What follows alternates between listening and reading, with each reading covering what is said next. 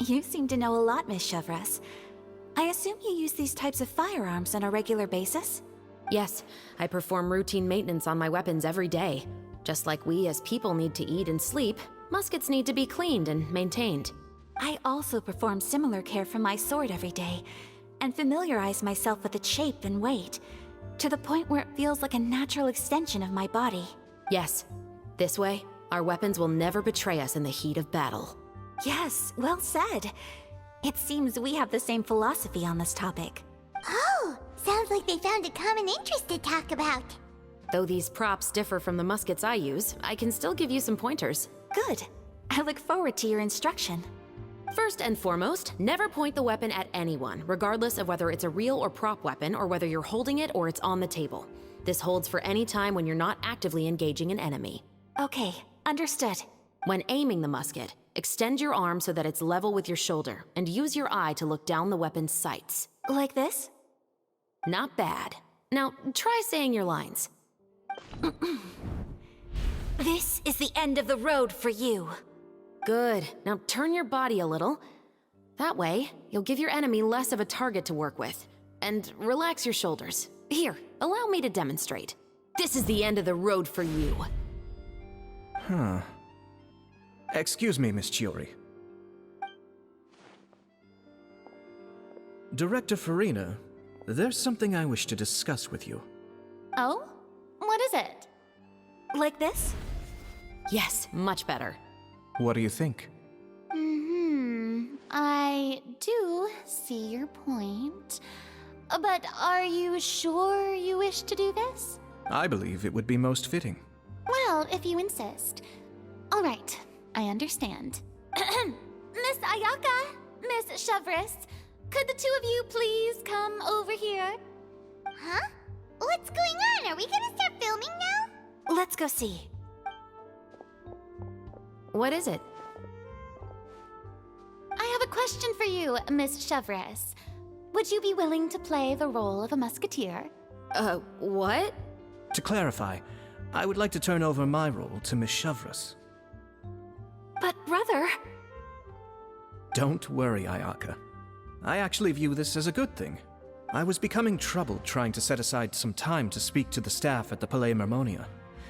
I would like to have some conversations about the cultural exchange between our two countries, and I've heard that the bureaucratic process here can get rather complicated. Now, I will be able to focus on my work.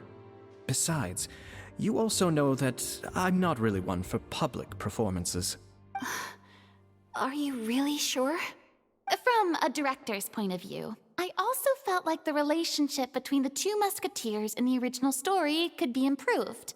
The older brother in the story plays the lead role with his overbearing character, but this causes his character to overshadow that of his sister, and the theme of the two supporting and relying on each other isn't conveyed very well. But if we were to change the siblings to two sisters of a similar age, then that aspect of the story might come through more clearly. Also, I've seen you instructing Ayaka. That cold and dignified personality is exactly what we need for the older musketeer. Of course, even with all these insights, the decision should still be made by Miss Chevres.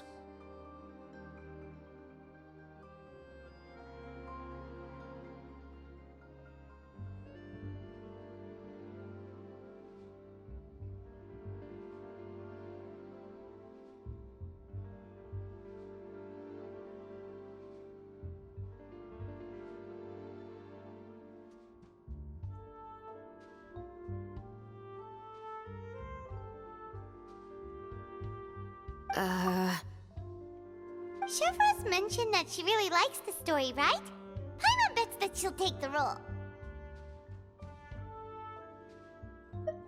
All right, I'll take the role. Good. It's decided then. I'll get started on making edits to the script. We'll also need to make some immediate adjustments to the lighting, props, and costumes. I have a feeling that our adaptation will be even better than the original story. You're doing a great favor for me, Miss Chevres. You have my gratitude. Don't mention it. I like this character, so if anything, I should be the one thanking you.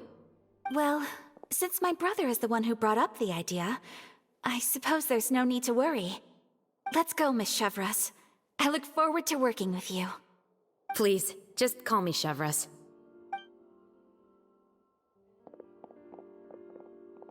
Seems like you're really going out of your way to solve the problem I was having with your makeup. Surely you jest, Chiori.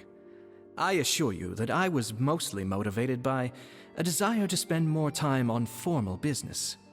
Oh, come on. You really think I'd buy that? According to what I've heard from Ayaka, her brother is someone who can juggle 10 different matters at the same time. I'm sure you have other reasons for backing out. Perhaps. Ayaka always said she wanted to go out and see more of the world, just like the Traveler. But I feel that she needs not only to see other nations, but also to make some different kinds of friends. I think it would be harder for her to make new connections with me constantly by her side. I would like to give her some space. Alright, go on. Spoil her some more. Ayato! It's too bad you're stepping down from the role. Paimon really wanted to see you act as a musketeer. No need to poke fun at me. I'd wager that you also felt that I wasn't the best candidate for the role. It's a little hard for Paimon to imagine you saying those lines. Yes, I've made an appointment to meet some people from the Palais Mermonia. Now, I will have some more time to prepare. Traveler, get the camera ready. Paimon, get the clapperboard. Actors, to your positions. We're about to start shooting the first scene. Go on now. And please take good care of Ayaka. Yep, don't worry. Thank you. I look forward to seeing the film when it's finished. All right, now that we're all here, let me help set the scene for everyone. The first scene takes place when our two main characters are still living at the Baron's estate. They've been ostracized and verbally abused by others in the household, but they still have no idea why. We want to capture how naive and innocent they are despite their pain. Chevreuse will be playing the role of the older sister, Tulip, and Ayaka will be the younger sister, Iris. Be sure to get close-ups of the main characters at the right moment. Silence on the set! Lights, camera, action! Let's go! Tulip, Mother's been out for quite a while now. Perhaps she went to pick some flowers on the way home. You know how she loves flowers. Iris, Tulip! I'm home! Mother! You were out for so long, we were beginning to worry about you. I'm sorry, but I'm back now, safe and sound.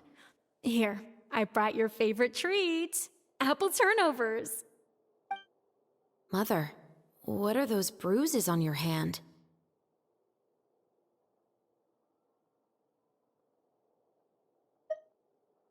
Huh?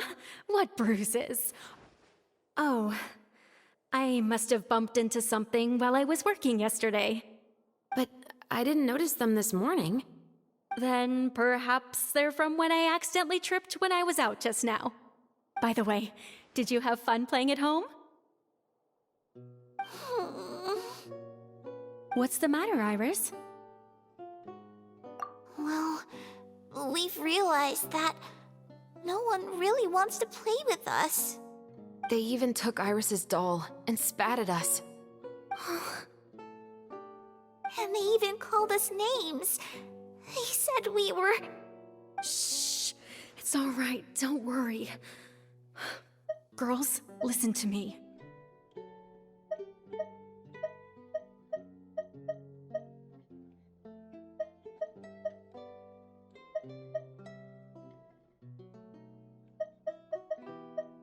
It doesn't matter what anyone says. Don't listen to them. No one can define you with such words. You both have wonderful lives ahead of you. Just like your names. You will both blossom like beautiful flowers. Maybe your time to blossom hasn't quite come yet. But one day, you two will bloom more beautifully than anything else. Don't let the soil you're in now ruin your future beauty. Understand? My dear daughters. And cut! Not bad. The actor's emotions were all on point. Let's keep that take. Also, if our clapper loader could avoid shouting at the start of the scene next time. Oh, got it. Great. I was a little worried that my nerves would get the better of me. What about you, Chevros? I felt fine. The lines weren't too difficult at all. Seems like Farina must have adapted the role nicely. You two were great. I couldn't tell it was your first time acting in a film. You should have more confidence. Thank you for your encouragement. Positions, everyone! We'll move on to the next scene after we try a few more camera angles.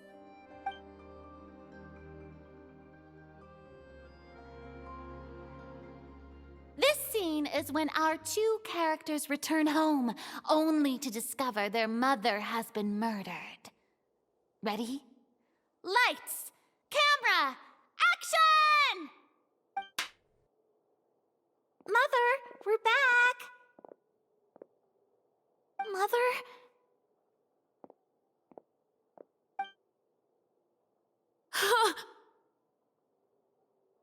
What's wrong, Tulip? Iris, stay away!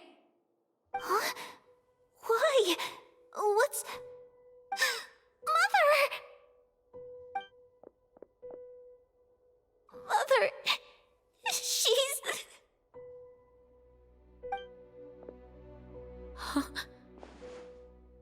There's poison in this cup.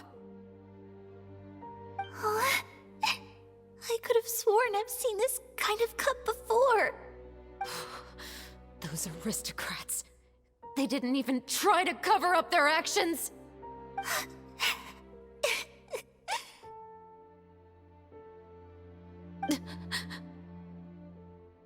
Iris, we need to leave this place. Leave? But now that Mother is gone, where can we even go? Anywhere. All I know is that we can't stay in this house. But are we just going to let them get away with this? We'll have our revenge, I promise you. Just not right now.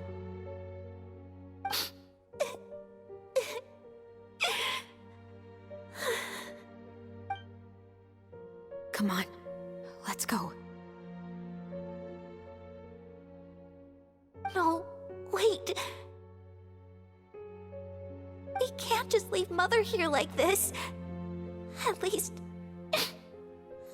let me leave this rose with her. That's why we went out in the first place. To buy her this flower. All right. Goodbye, Mother. We'll avenge you. Someday. And cut! Beautiful! Great performance! Oh my, you're so amazing, Ayaka! And were those real tears I saw? How did you do it? I was surprised too. Thank you for the kind compliments. Actually, as soon as Director Farina said action, I told myself not to think about anything. I just felt the weight of the moment and became the character. It's quite similar to practicing the art of the sword.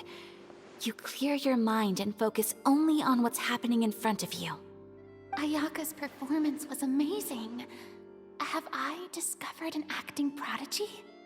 Pipe down, everyone! We need to move on to the next scene!